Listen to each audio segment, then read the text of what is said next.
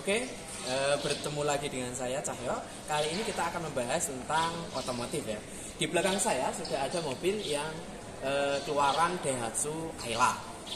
Yang akan kita bahas lebih dalam adalah mobil ini mengalami goncangan yang sangat hebat ketika RPM itu rendah. Apa saja sih yang mengakibatkan RPM itu rendah? Nanti akan kita bahas lebih dalam. Oke, yuk kita simak di dalam.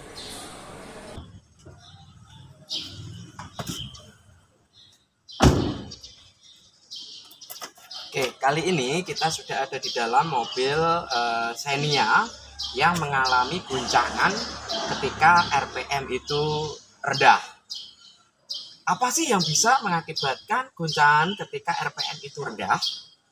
Yang pertama, bisa jadi, kita asumsi saja ya, hipotesis, dugaan sementara. Yang pertama adalah kampas kopling itu sudah habis. Kampas koplingnya itu sudah mulai habis.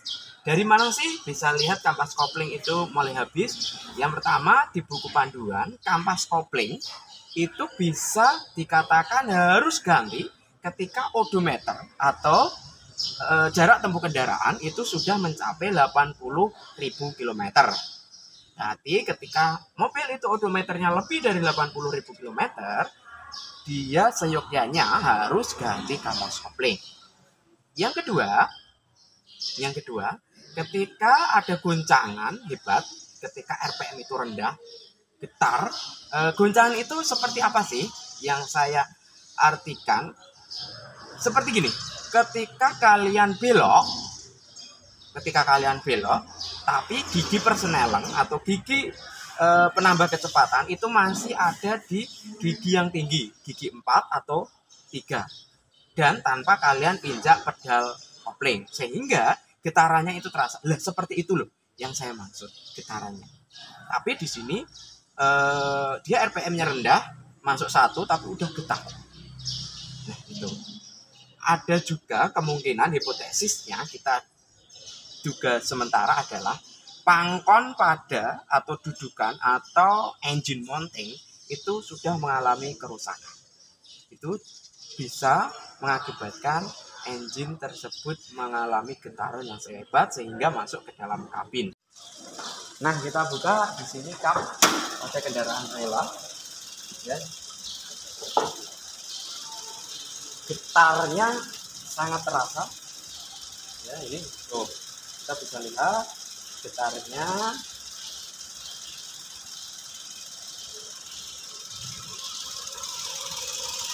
Nah, di sini kalian bisa melihat pergetaran yang sangat hebat pada engine Ayla. Nah, itu yang gedek-gedek. Iya. Ya. Kelihatan ya.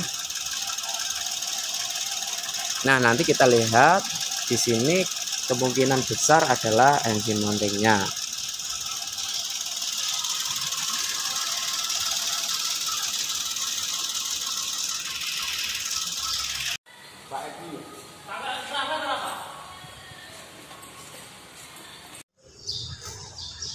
Nah, ini adalah kampas kopling yang baru. Kita cek, kita buka ya. Yang baru. Nah, kampas kopling untuk Ayla yang baru.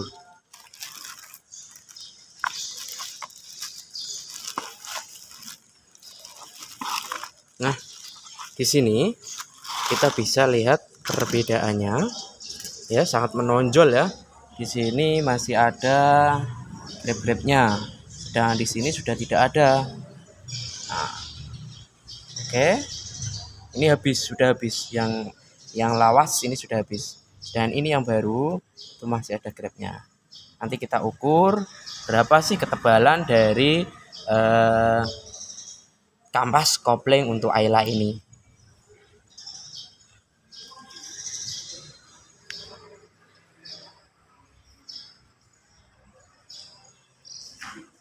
Nah, ini adalah ketebalan dari kampas koplingnya. Bisa dilihat ya, perbedaannya ini sudah sangat habis karena jarak tempuh sudah 138. Artinya dia melebihi batas untuk penggantian kampas kopling. Kampas kopling itu harus diganti ketika jarak tempuh kendaraan sudah mencapai 80.000 km. Sedangkan ini Ayla yang kemarin merasakan getaran pada engine yang sangat hebat ketika RPM rendah, itu kita bisa dilihat di sini kampas koplingnya sudah sangat habis sekali. Ini akan berdampak fatal pada roda gilanya. Nanti roda gilanya bisa terkikis. Di sini kampasnya emang benar-benar sudah habis ya, sudah mulai menipis tebalnya. Nanti kita akan ukur antara kampas kopling yang baru dengan standarnya. Nah, kita bisa lihat di sini kampasnya seperti ini. Dan perlu diingat bahwa ketika mengganti kampas kopling, ketika jaraknya sudah 80.000 km, seyogyanya kita harus mengganti juga yang namanya trip laker. Nah, trip laker ini adalah pendorong plat matahari supaya kampas kopling itu bisa bebas. Ya, ini adalah trip lakernya. Bisa lihat di sini. Ketika mengganti kampas kopling, seyogyanya kita mengganti juga yang namanya trip laker ini. Oke, selain itu ada juga komponen yang perlu diganti, yaitu adalah seal karkas yang ada di bagian depan.